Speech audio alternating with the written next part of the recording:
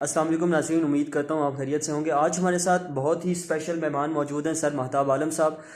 سر کا تعلق university of Azad Jammu and Kashmir سے ہے۔ اردو ڈپارٹمنٹ میں وزٹنگ لیکچر کے طور پہ کام کر رہے ہیں اور ایجوکیشن فیلڈ میں ایک ہیوج ایکسپیرینس رکھتے ہیں۔ آج کچھ 4-5 چیزوں کو لے کر ہم ان کے ساتھ کچھ ڈسکشن کریں گے۔ سر، سب سے پہلے آپ کو بہت زیادہ خوش آمدید ہمارے اس چینل پر۔ تو بہت شکریہ۔ سر، ہمارا سب سے پہلا سوال آپ سے یہ ہوگا کہ how education acts as an agent of change. Education کیسے کسی بھی سوسائٹی، کسی بھی ملک کے لیے چینج کا کام کرتی ہے؟ اصل میں دیکھیں، کسی بھی سوسائٹی کی بنیاد تو ہے ہی اس کے نظریے پر، اس کے فکر پر، اس کے فلسفے پر۔ اور تعلیمی ادارے تو اسی لیے بنائے جاتے ہیں کہ آپ اپنی قوم کو اس فکر و فلسفے پر اس کی تربیت کرنا چاہتے ہیں۔ اب کوئی سوسائٹی اپنے اندر اگر تبدیلی لانا چاہتی ہے تو سب سے پہلے وہ اس کا مائنڈ سیٹ بنائے گی۔ بالکل۔ اور وہ مائنڈ سیٹ کیسے بنے گا؟ وہ مائنڈ سیٹ ایجوکیشن کے ذریعے بنے گا۔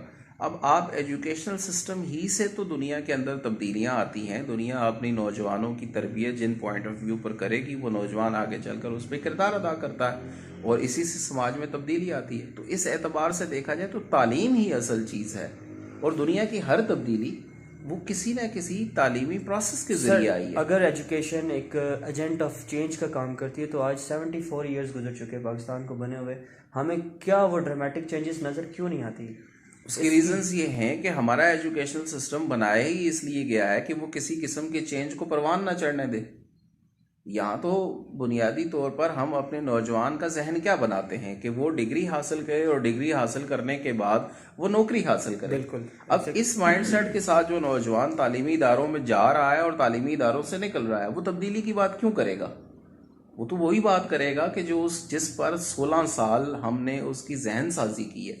اس کو میں اگر ذرا آپ پرلطف بات سمجھنا چاہیں کہ جس طرح مدارس میں ایک نوجوان کو 12-13 سال رکھا جاتا ہے اور اس کے دماغ میں جو کچھ ڈالنا ہے ڈالا جاتا ہے، اور اس کے بعد اس کے اوپر کس کے ایک پگڑی باندھی جاتی ہے تاکہ جو کچھ ہم نے ڈالا ہے باہر نہ نکل سکے، جو باہر والی چیزیں وہ اندر نہ جا سکیں۔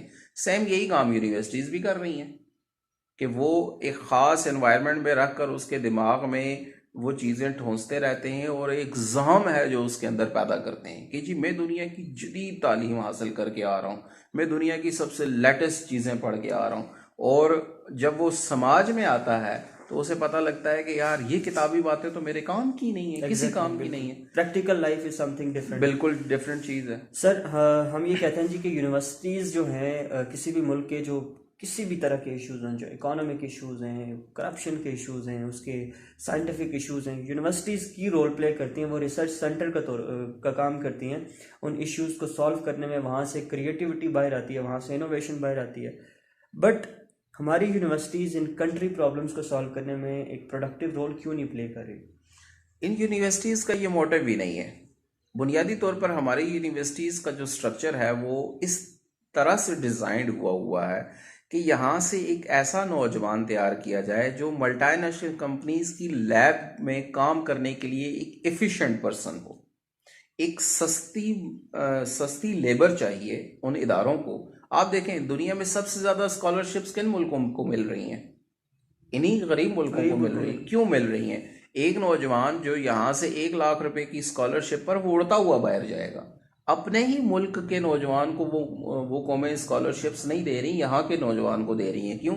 کیونکہ یہ 1 لاکھ روپے کے خرچے میں جو ہے بڑا خوش ہے، اور وہاں کا نوجوان کیونکہ اس کی نیڈز تو اس کی سوسائٹی کے مطابق ہے، وہ شاید انہیں $10 لاکھ میں پڑے گا۔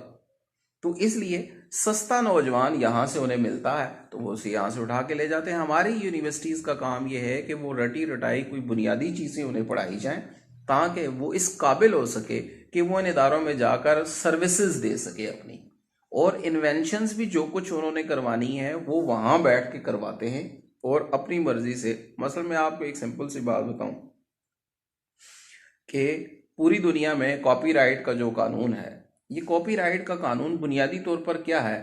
یہ انسان کی انوویشن کو کسی ادارے کی ملکیت میں دے دینے والی بات ہے۔ اب ایک انجینئر جس پر قوم نے بھی خرچ کیا، ملک نے بھی خرچ کیا، والدین نے بھی خرچ کیا، بہت بڑے ٹیکسز قوم دے رہی ہے، والدین ساری زندگی کا سرمایہ صرف کر کے اس انجینئر کو بنا رہے، وہ کل انوینشن کرتا ہے تو وہ انوینشن اپنی قوم کے مفاد کے لیے استعمال نہیں کر سکتا۔ क्योंकि उसके राइट तो पेटेंट हैं किसी कंपनी के लिए और कंपनी उसके ऊपर बिजनेस कर रही है। अब ऐसे सिस्टम के अंदर आप ये कहें कि नौजवान कोई इजाद के जहन के साथ आए, कोई इनोवेशन के जहन के साथ आए, ये मुमकिन ही नहीं है, क्योंकि हमने 16 साल उसकी जो जहन साजी की है, वो जहन साजी तो ये है कि तुम ये डिग्री हासिल करके इतनी पैसों की नौकरी ले सकते हो। एग्जैक्टली, बिल्कुल। माइंडसेट, बेसिकली माइंडसेट उसका इस तरह का बनाया गया है कि जब वो आगे चलता है तो वो उसी माइंडसेट के साथ कोई क्रिएटिव सोच नहीं, कोई इनोवेटिव। इसमें आपको एक और, दुनिया की जो टॉप 10 यूनिवर्सिटीज हैं, मैंने एक वीडियो इस पर यूट्यूब में ऑलरेडी बना के डाली हुई थी अपने यूट्यूब चैनल पर, कि ऑक्सफोर्ड है, कैम्ब्रिज है, हार्वर्ड है, ये चंद एक इदारे हैं जो पूरी दुनिया में हमेशा टॉप 10 रैंकिंग में रहते हैं। अब आप देखें कि उन यूनिवर्सिटीज़ को जितना बजट मल्टीनेशनल कंपनीज से आ रहा है, यानी कि वो हुकूमत उन पे नहीं खर्च कर रही, मल्टीनेशनल कंपनीज उनको स्पॉन्सर्स करती हैं जी कि हमें इतनी रिसर्च इस सेक्टर में चाहिए।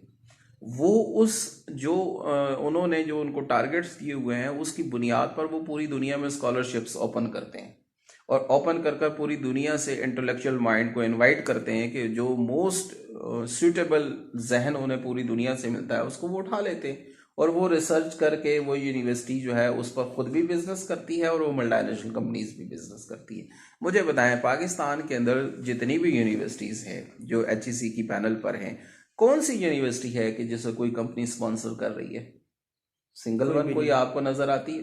भैया आपकी अपनी यूनिवर्सिटी बात है, हमारी देखें गवर्नमेंट यूनिवर्सिटी है ना, तो ऑक्सफोर्ड भी तो गवर्नमेंट यूनिवर्सिटी है। एग्जैक्टली। तो बात यह है, आपकी पंजाब यूनिवर्सिटी, कराची यूनिवर्सिटी, आपकी आज़ाद कश्मीर की यूनिवर्सिटी या आपकी और जो जितनी भी गवर्नमेंट यूनिवर्सिटीज़ हैं, इन्हें सरकारी इदारे कितना स्पॉन्सर्स करते हैं? क्या उन्हें रिसर्च नहीं चाहिए?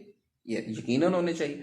वो दुनिया के किसी दूसरे मुल्क से कोई एक्सपर्ट बुलाकर अपना काम तो करवा लेंगे, लेकिन अपने नौजवान की सलाहियतों को इस्तेमाल करके उससे फ़ायदा नहीं उठाएंगे। माइंड सेट ही नहीं है, जहनी तरबियत ही इस बात पे नहीं हुई।